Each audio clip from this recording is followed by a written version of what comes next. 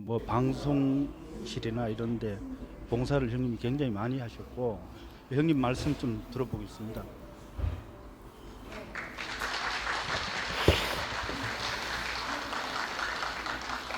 예, 안녕하세요. 자매는 화장실에 갔는데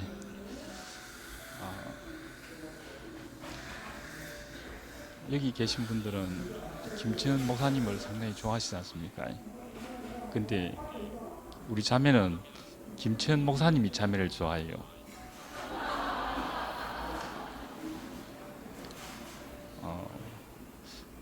이제 처음 신모띠 나왔을 때 우리 자매는 계속 그걸 걸고 넘어졌거든요. 너무 심하게 해가지고 목사님한테 쫓겨났습니다. 한날은 사랑방에 글을 보니까는 직설적으로 얘기를 해가지고 목사님이 대교에 떠나라. 너와 마음 맞는 사람 데리고 가도 좋다. 그렇게 또 올려져 있더라고요. 그래가지고 이제 너무 자매도 심하게 심했죠. 자매는 뒤 생각을 안 합니다. 무조건 직설적으로 해버리니까요. 근데 30분 후에 딱 그걸 딱 지우고 나가라는 것만 지우고 이제 뒷얘기만 딱 적어 놓으시더라고요. 목사님이 좀 이동하셨을 때 그 시기에 저도 같이 병원에서 그 생사를 넘나드는 그런 상황이 있었습니다.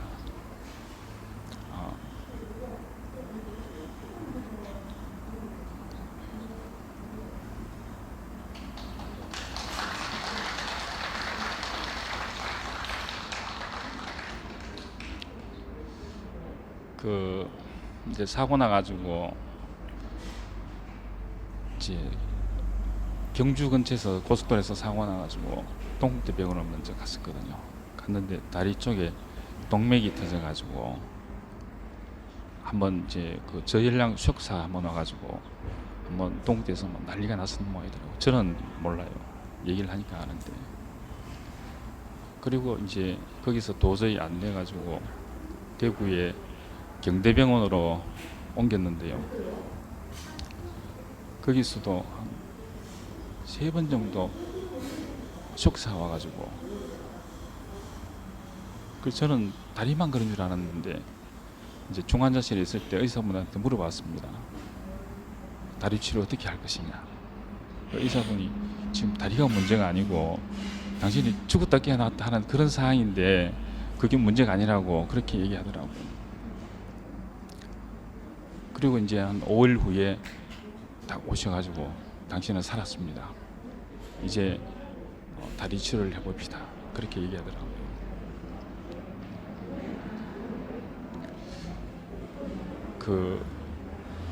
제가 교회에 어느 형제하고 일이 있었는데요.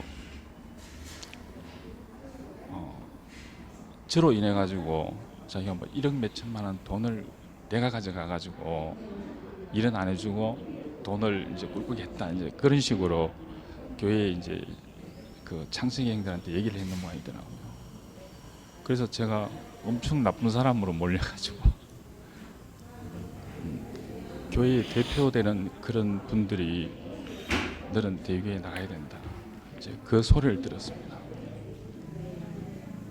목사님도 새벽에 6시 반 돼가지고 전화 오셔가지고 그걸 물으시더라고요. 그래서 자초지종을 얘기하니까 한 30분 정도 얘기를 드렸는가 그러면은 목사님이 알았다. 목사님은 물러서시는데 형들은 그게 안 되더라고요.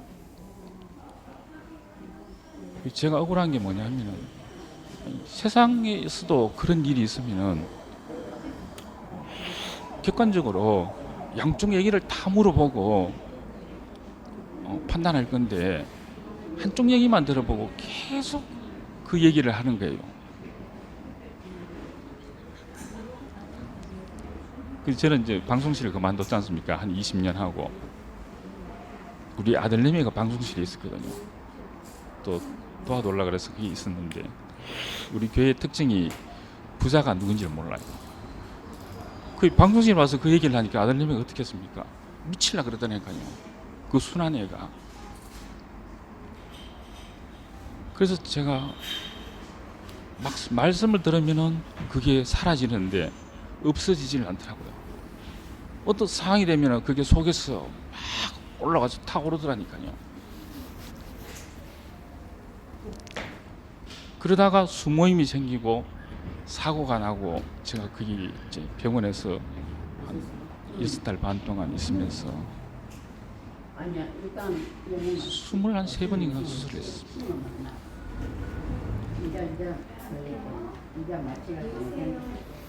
그 처음에 중환자실에 있을 때는 이제 자매가 동의서를 썼는데 일반 병실로 5일 만에 딱 옮기고 난 뒤에 밤에 12시 넘어서 의사분이 와가지고 동의서를 써달라고 하더라고요. 뭐냐면은 당신은 지금 100번 수술하다가 쇼크사 와가지고 겨우 살렸는데 또 그럴 수 있다. 또 그럴 수 있으니까는 그 죽어도 좋다는 동의서를 적어달라 그러더라고요. 그때 제가 알아듣는 게 저는 말씀을 들었지 않습니까? 그리고 저는 4대째 기독교 집안입니다. 자매는 3대째 스님 집안. 예. 근데 그게 해결이 어떻게 됐냐면은 대교회에 와서 해결이 됐거든요. 그 자매도 정말 넘을 수 없는 그런 바위 같은 사람인데 제가 교회에 왔기 때문에 그걸 넘어섰다니까요. 저희 아버님도 제가 전쟁하면서 살았거든요. 매일 싸우면서 살았는데 그 아버지 문제도 해결되고 저는 대우교에 와서 성공을 했습니다. 근데 대우교회를 떠나라는 거에 대해서는 안 넘어가더니까요. 그래서 밤에 동의서를 딱 쓰러 이제 딱 왔는데 어떤 생각이 들었냐 하면은 그 이때까지 살았는 게 파노라마처럼 쫙 지나가더라니까요. 그러면서 창세기 1장 1절이 생각이 나는 거예요. 하나님이 나를 지었으면은 당신이 나를 데려간다 하더라도 내가 아무 할 말이 없습니다. 거기서 인정이 되더라니까요.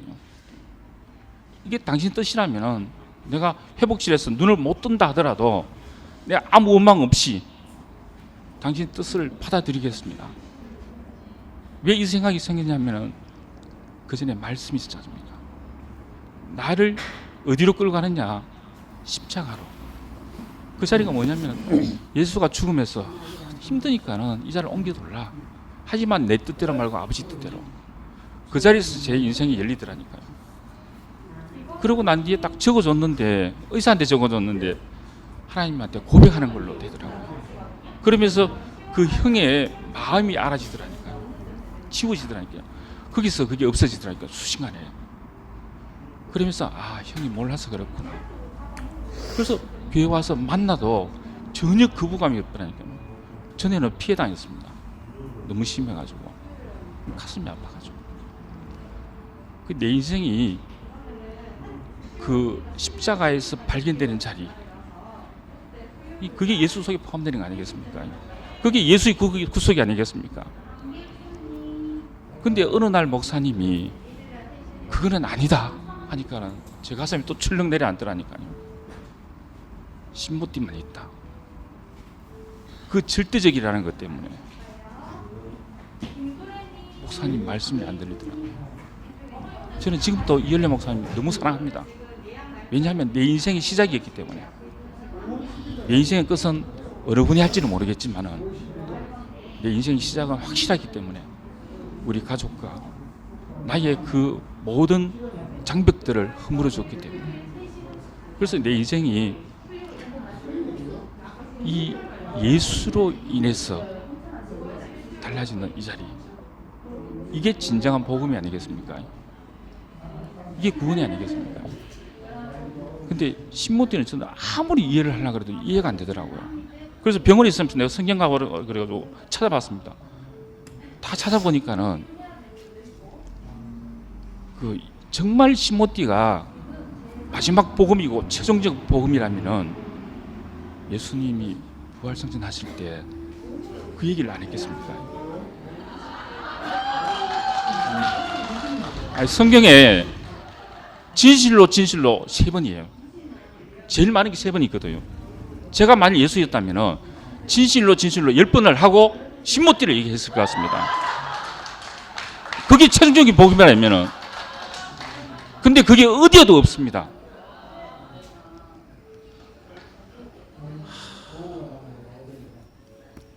그래서 저는 그 신모띠가 틀리는 건 아닙니다. 저도 목사님하고 같은 조건에 있었지 않습니까? 그리고 저는 안 묶였어요. 다행이에요.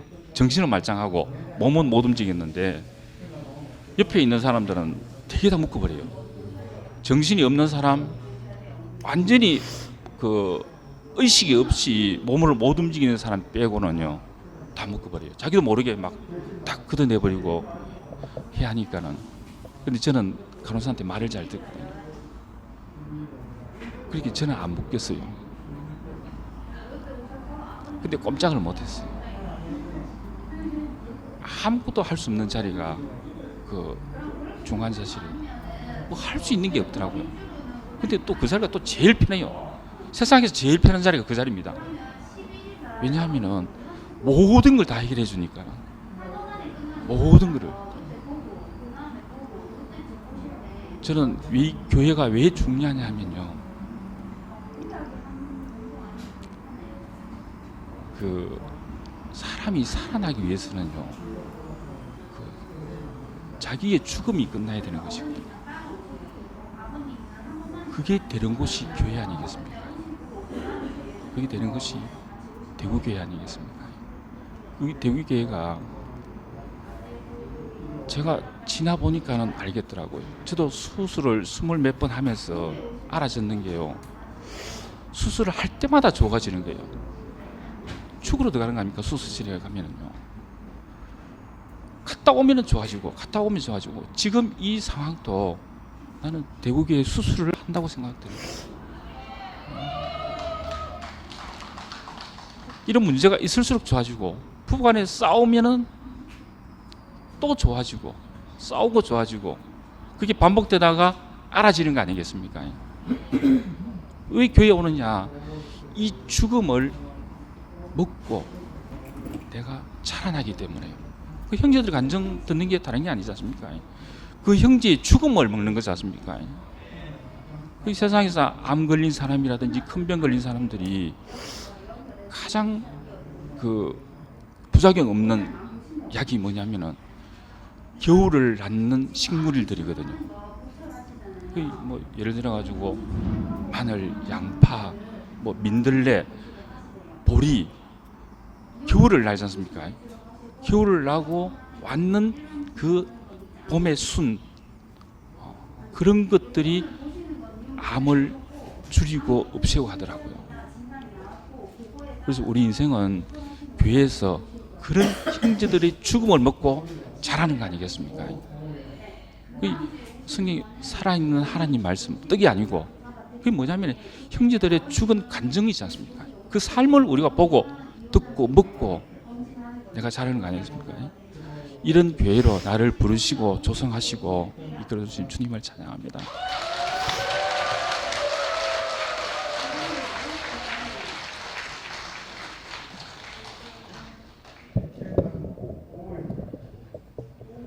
정말 오랜만에 뵙습니다. 저는 아까 형제가 말했듯이 형제의 사고 덕분에 제가 새로 태어났습니다. 완전 그 전까지는 이제 불만도 많고 교회는 다녔지만은 형제자매 대한 사랑이 별로 없었거든요. 물론 서로 엮여지고 같이 있는 건 좋았는데 그랬었는데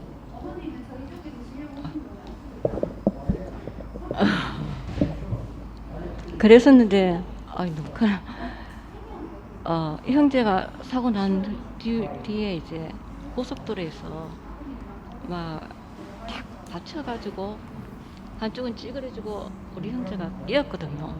그래가지고 막 유혈이 남사했어요. 그런 와중에 이제 버스가 멈추더니만 버스 운전 기사가 나와서 그 끈을 묶어가지고 피를 이제 멈춰줬거든요. 그럼 모든 그런 와중에서 저는 홀로 있을 수밖에 없는 거죠.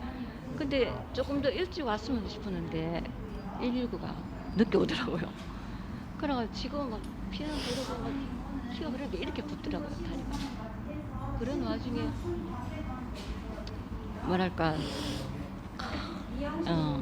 정말 홀로 남겨진 것처럼 아무 생각도 없고 아무 소리가 안 들려요. 처음에는 별로였는데 그래가지고 지금은 동국대병원에 계속 가고 우리 막 그런 하는 여러 가지 연우 일이 못 있어서 견딜 것 경찰병원에 갔었거든요.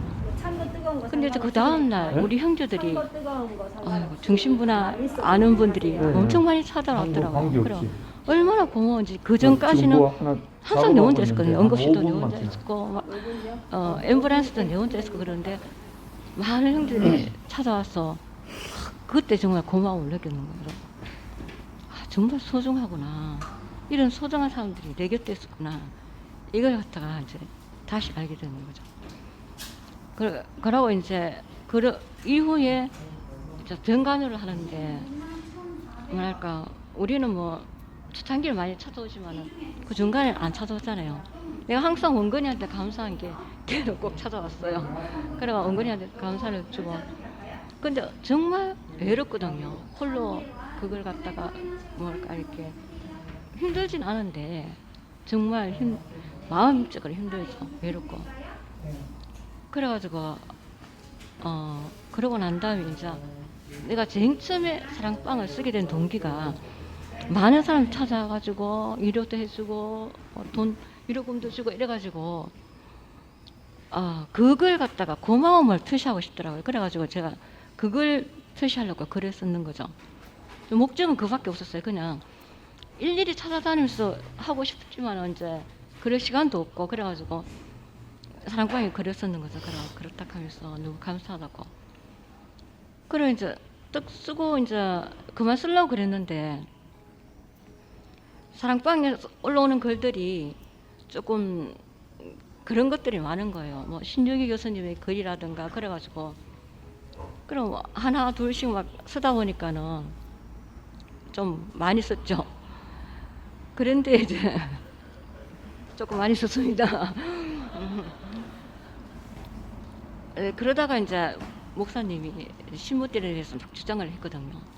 그래서 나는 그걸 돌리려고 그게 정말 아니라고 느꼈었거든요. 집에 올라오자마자. 그래가지고 그걸 돌리려고 진짜 내 나름 노력을 했거든요. 왜냐하면은 이 글 쓰는 게 어떤 데는 쉬울지 있지만은 어렵거든요. 어떤 데는 잠도 안 자고 막 써야 되고 이게 좀 쉬운 일은 아니거든요.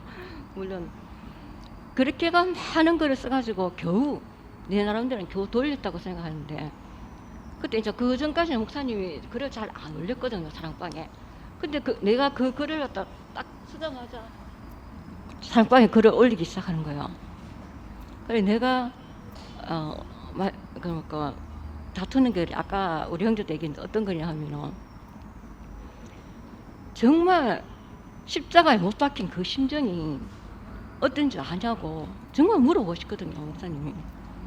그냥 죽었다 깨어났다 그게 아니거든요. 그거는 고통이 없어요. 하지만 십자가에 못 박힌 그거는 고통이 있거든요. 내가 어떻게 나는 안 매달려봤자 어떻게 고통을 느끼냐 하면은 이제 우리 형제가 가을에 사고가 나가지고 계속 병원에 있었고 집에는 아버님하고 아들이 있었는데 돌봐줄 수가 없는 거예요. 병간호를 해야 되기 때문에. 근데 이제 그때 그 해가 또 특히 굉장히 추운 겨울이었어요. 그래서 이제 그런 데다가 볼라가 터지고 볼라 터지니까는 뭐랄까 따뜻한 물이 없으니까는 애가 이제 그래도 할아버지를 이렇게 챙겨드려야 되니까 차가운 물로 막 그래 하니까는 손이 터지는 거예요. 겨울에. 그걸 보니까 정말 이 바로 저거구나. 아들이 저렇게 괴로움 속에 있는데 뛰어내려가가지고 얼마나 정말 하나님이 그 못 박혀가 괴로워하는 아들한테 뛰어내려가가지고 내가 끄적어 내리고 싶은 마음이 얼마나 더 하겠어요. 그게 딱 생각되더라고요. 바로 저건데 왜 그걸 이렇게 가없이 전 정말 그게 너무 안타깝더라고요. 그래서 그때부터 이제 목사님하고 막 반대적으로 대적을 하기 시작했죠. 그래서 목사님이 나가라 이랬는 거죠. 뭐 그전에도 딴 형제가 나가라 이랬는데, 그래 그 다음에 이제 뭐랄까 이렇게 세월이 흐르고 안 쓰게 되고 이랬는데, 정말 저는 간절했어요. 우리 형제들이 계속 저기 엉뚱한 말에 매가 있는 게 너무너무 간절해가지고 그때부터 기도를 했는 거예요. 제발 하나님, 우리 형제들이 제발 정신 차려, 형제자매들이 제발 정신 차리게 도와주십시오 하면서 정말 간절하게 기도를 했는데, 이런 결과가 있을 줄은 정말 몰랐습니다. 역시 하나님이 하시는 일은 오묘하시더라고요.